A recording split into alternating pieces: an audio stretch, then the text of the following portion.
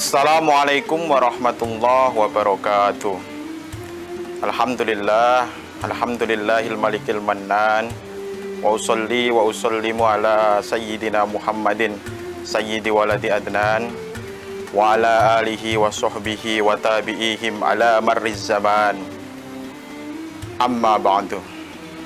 Pemirsa yang dirahmati oleh Allah Subhanahu wa taala, alhamdulillah kita sekarang sudah berada di bulan Ramadan, bulan yang begitu dicintai oleh Allah Subhanahu wa taala dan begitu dimuliakan oleh Nabi kita Muhammad SAW. Pada dasarnya kita manusia diciptakan Allah dalam keadaan suci. Rasulullah SAW bersabda bahwa kullu mauludin yuladu alal fitrah, bahwasanya manusia itu diciptakan oleh Allah Subhanahu wa taala di atas muka bumi ini dalam keadaan suci. Namun kesucian manusia ini kemudian acap kali akan ternoda oleh nafsu yang dititipkan oleh Allah Subhanahu wa taala di dalam diri manusia.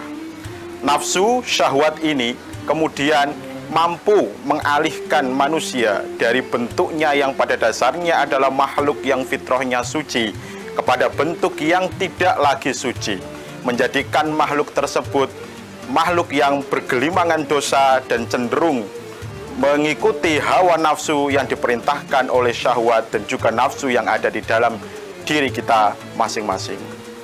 Allah Subhanahu wa taala berfirman bahwasanya innan nafsa la'ammaratum bisu, bahwasanya setiap nafsu itu pada dasarnya memiliki ekses yang buruk, memiliki perintah yang selalu perintah tersebut memerintahkan kita untuk melakukan perkara-perkara yang buruk, perkara-perkara yang dilarang oleh Allah Subhanahu wa taala.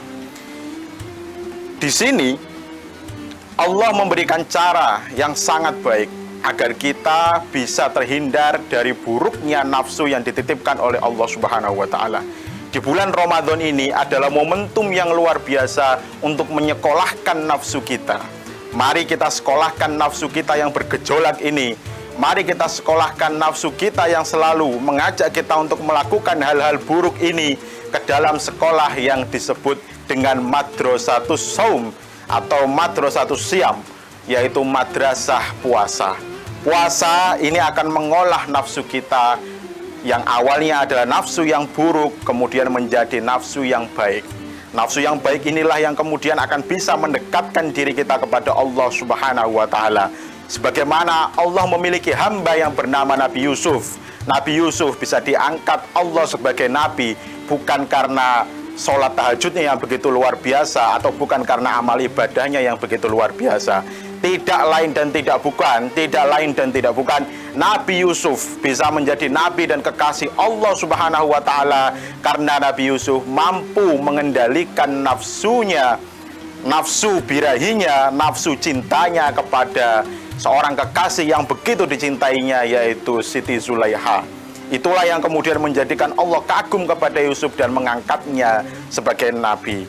Mari para jamaah sekalian, kami mengajak jamaah sekalian untuk kembali menyekolahkan nafsu kita ke dalam sekolahan yang disebut puasa. Momentum bulan Ramadan ini mari kita jadikan diri kita benar-benar kembali mutmainnah, nafsu kita kembali suci, agar tidak hanya kita yang baik, agar tidak hanya kita yang tersucikan, tapi juga lingkungan kita, masyarakat kita akhirnya menjadi masyarakat yang benar-benar kembali kepada fitrah. Cukup sekian dari Al-Fakir, semoga ini bisa memberikan manfaat kepada kita.